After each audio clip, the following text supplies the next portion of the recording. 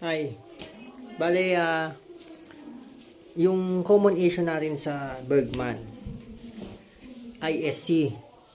Sa akin, bale, nangyayari lagi yon. Madalas siguro monthly nangyayari.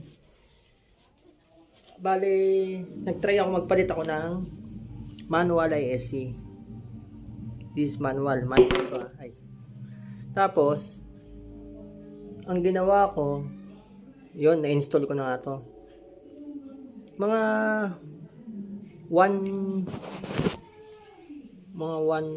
isang linggo, mga ganyan. Bumalik din. Nabalik lang din. Wala rin palang kwenta. Ang ginawa ko, nag-experiment ako. Tinesting ko yung spring. Sinecheck ko. Naikot siya eh. Pag nagre-reset siya,